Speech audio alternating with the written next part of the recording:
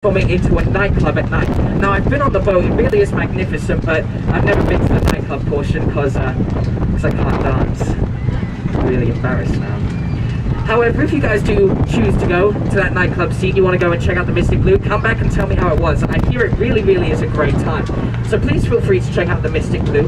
Now, the boat which is actually docked back next to the Sea Dog, you can kind of see it from here, is this large white boat with black trim, the Odyssey. The Odyssey is arguably one of the largest boats we have here on Navy Pier today.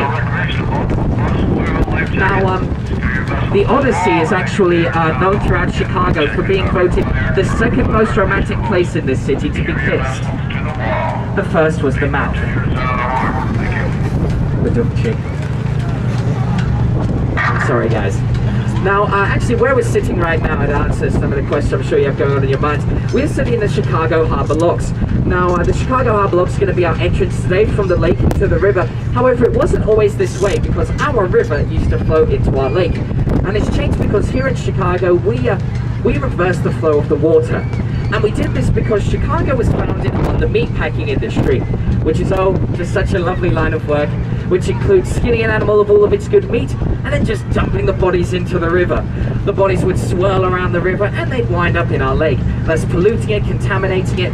And since we got our drinking water from the very same lake, it wasn't particularly hygienic. And lo and behold, after an outbreak of cholera and other waterborne illnesses, we lost about 5% of our population to bacterial infection. So we thought, yeah, we should probably do something about that.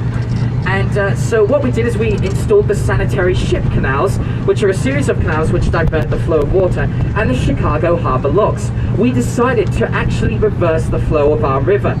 Purifying the river wouldn't have worked because we just didn't have the technology at the time, and while we could have just dammed the river up, it would have ruined the beautiful aesthetic that, you know, the river does bring to the city.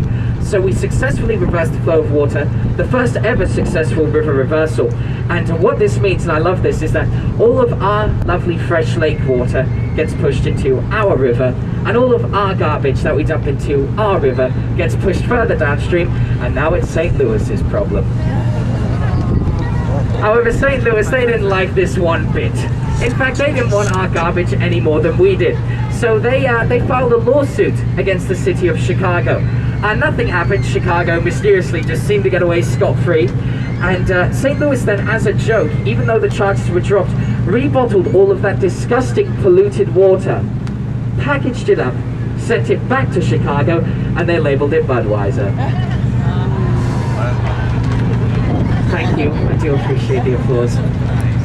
See, that was interesting because either that one usually gets a big laugh or a big groan, and this was sort of a mixture of the two.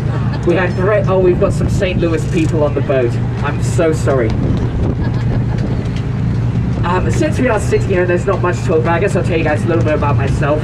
I was born in Alabama, and I grew up there. I loved to run as a kid, and I ended up playing football for Alabama. And then after school, I joined the military and I went and I fought overseas. And then I came back and I started my own shrimp boating business. And, oh wait, that's Forrest Gump. My bad, guys. I just tell that story because it's so much more interesting than my life story. This is not an Alabama accent, this is an English accent. I was born on the southern coast of England, in a little town called Southampton. My grandfather lived on the southern coast, a little place called Portsmouth. He had this concession on this broadwalk which ran along the coast of England, and I'm sure you guys have seen these before. You know those concessions where you've got these baseballs and you're throwing them and you're trying to knock over a stack of